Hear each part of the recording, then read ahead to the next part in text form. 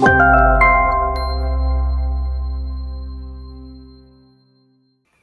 right, good morning, everybody. And today in this lesson, I'm going to be showing you, sorry, today in this lesson, I'm going to be showing you about the morph transition. Now, what a transition is, if we come at the top, basically it is an animation that doesn't happen on one slide. It happens in the middle of two slides. So basically it takes you from one slide to the next slide. And there are lots of really cool transitions. So I'll just put one on here just to show you. If I go to slide 2, and I'm going to put maybe a shape one, you can see that's what happens. So it goes, if I just preview this one, so if I go from slide 1 and then I go to slide 2, this is how it appears. So it's an animation that happens between two slides. Now I'm going to focus on one transition, and this is going to be the morph transition over here. I think it's probably the best one and it's the most useful one. There are so many different cases that you can use this in PowerPoint. And today I'm going to show you everything with that you can do with Morph. So let's start with the basics. Let me just put some shapes on the screen. I'm going to put maybe a circle, and I'm going to also put a star shape as well. Let me just start them here.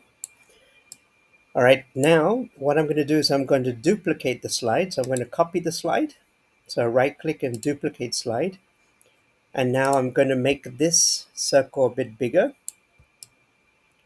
I'm also going to make this star a little bit bigger. I'm going to rotate it a little bit. And what I'll do is I'll also change the color of this one. So let's just make it a nice green color. Okay, now if I put transition on this, look what happens. So it's moving from slide 1 to slide 2. Not only did it change the slide, but it also moved the objects to a different position. It changed the size of the object, and it also changed the color when I wanted it to. So basically the computer is guessing how to go from slide 1 to slide 2 in the best way. So this is pretty much what Morph is. So let's show you some examples of Morph. So I have slide 1 over here. So I've got the pyramid. I've got a picture of a pyramid. I've got the title. And if you can see under this slide, I also have another mini title and some text here. I have to keep it here because I need it on the previous slide before I get to the next slide. So if I go to the next slide, look what happens. The pyramid moves to the left. Also, the main title disappears. And the title that was hidden under has now come up here. So let's have a look at this from this slide. So it's going to move to the left. Okay, so that actually looks really visually very appealing. It looks really nice. So that's slide 2. So slide 2 to slide 3.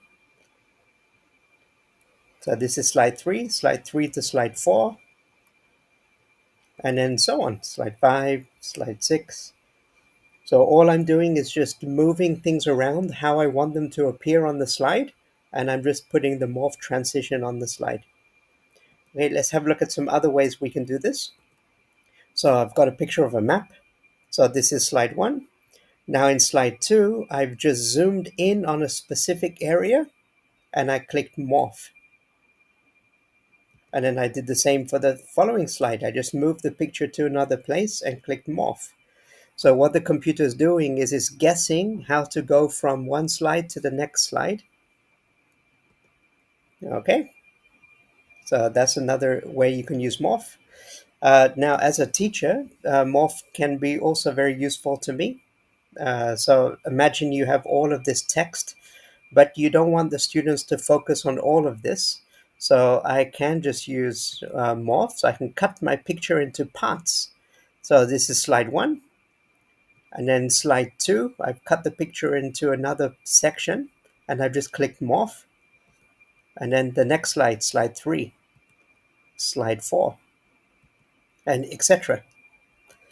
All right, and then the last thing, which I find extremely useful, is is this one. So I've got my pictures.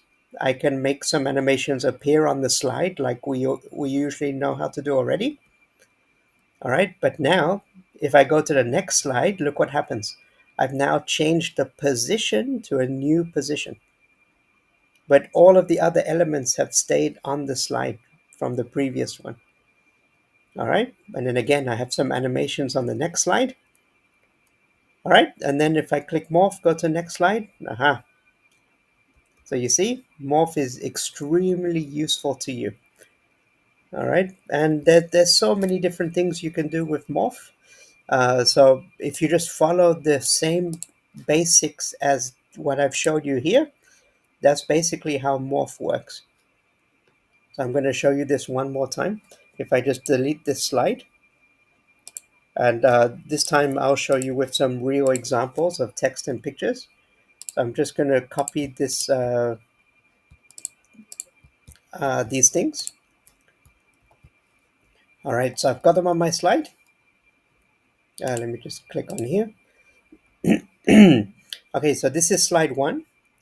Now, you need everything on this slide before you go to the next slide. Okay, so if I duplicate this slide, now what I want to do is I just want to move the pyramid to the left a bit. I want this, whoops, I want this title. I want this title to go up off the slide, so I'm going to move it off the slide. And I'm going to bring this title and this text, I'm going to move it onto the slide. So I want it nicely here in the middle. Okay, maybe here would be nice. Okay, and then I just click Morph. So transition, Morph. Okay, so that actually looks quite nice. So that's pretty much it.